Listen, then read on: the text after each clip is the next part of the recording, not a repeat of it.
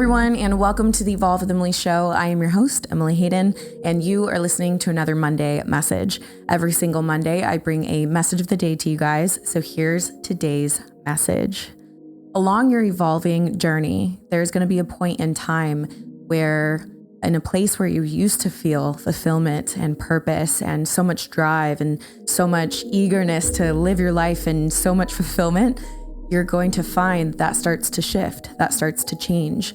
And I think it's because if we are here on earth, we are always meant to be in a process of evolving. We are never to have evolved. Like, we are never finished evolving. It's always a constant process of evolving. And sometimes it doesn't really feel good in the moment, because what used to fulfill and satisfy those longings of your heart simply is changing, shifting, or something is drawing you into a new season, a deeper season with deeper fulfillment and deeper purpose and more joyfulness and more happiness than you could have ever desired for yourself or even known was possible. But what comes before that season, which is better than the last, sometimes it's a season of this longing for something that you can't exactly identify.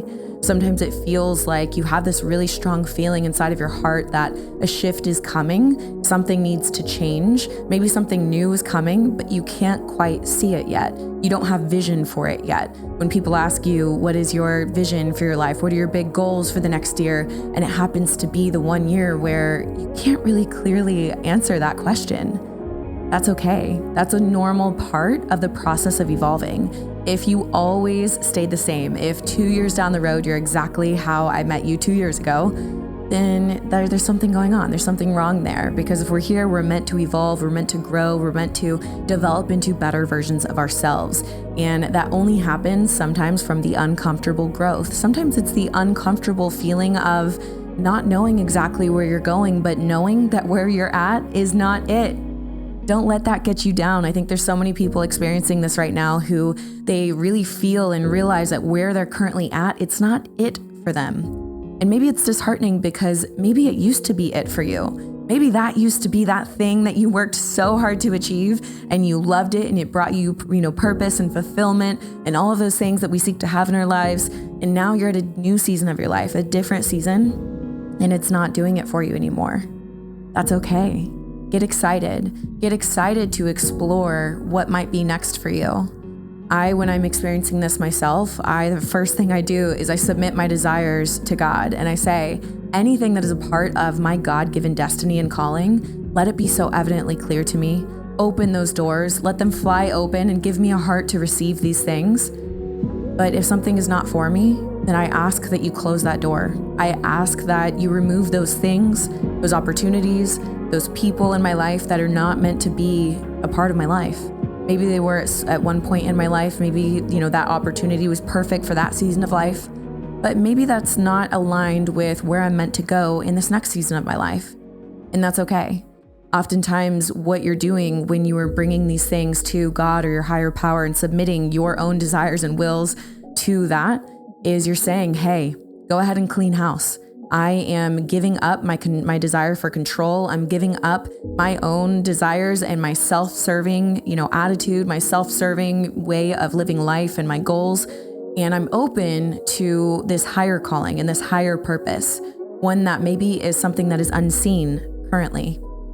If all we had hope for was what we could currently see, that we wouldn't have to have hope. We wouldn't have to have trust. We wouldn't have to rely on anything and anyone else. And I think we live in a world and in a society right now that urges us to fulfill every single self-serving thought, idea, motive, desire that we have for ourselves. And so many people go on this path of this self-serving and selfish way of living, getting to the end of this rope, feeling like, why am I lacking purpose? Why am I lacking fulfillment? And it's because if you live this self-serving and self-seeking and selfish type of life, you're never going to find fulfillment and purpose and joy and peace. So how do we find those things? We stop living this selfish type of life. We stop doing things just for us. And we start figuring out, how can I use my gifts, my desires, my good desires? How can I use these to be of service to other people around me? To be of service, to help others, to make an actual impact, to help somebody else achieve what they want to achieve in life? How can I be of service to others, and how can I use my unique gifts and callings to help champion the calling of somebody else. One of the most beautiful things in the world is when you quite literally have a part in someone else's journey and you get to watch them succeed. That's electrifying to me. That gives me chills. It's something that brings so much fulfillment and it brings so much purpose. It's so much better than just achieving things for yourself. So take a look at your life and ask yourself, have I been living a self-seeking and a self-serving lifestyle? That's a hard question to ask. Most people on the surface level might immediately say, no, of course not.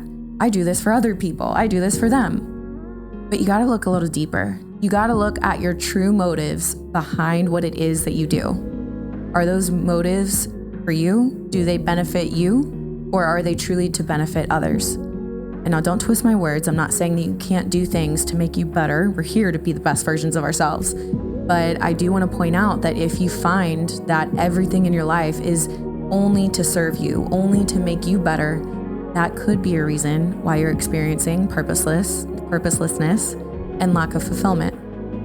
Whenever you seek to live for a higher purpose, right? A purpose higher than your own personal selfish desires, that's where you get the thrill and the exciting exhilaration of life. That is when life becomes fulfilling. So look around at your life, clearly identify where you're currently at, and then seek to make changes, to have faith for something more than what you can currently see, to have faith, to trust, to believe in a higher calling for yourself. If you're somebody of faith, know that God created us with our destinies in mind. We're not here on accident. We're not here aimlessly going around. So get quiet and ask Him to lead you, ask Him to direct you, and seek out that higher calling and higher purpose for your life, because that is where you will find true fulfillment and true purpose. That's today's message. Thank you guys so much for listening. If you enjoyed today's message, do me a favor and share it on your Instagram stories, text it to a friend, or share it however you would like. Also, if you haven't taken time to rate and review the podcast, that really helps the podcast grow. So do me a favor, rate and review it real quick. It takes like 30 seconds. Just do it real quick, please. And then let me know that you did it so I can personally thank you.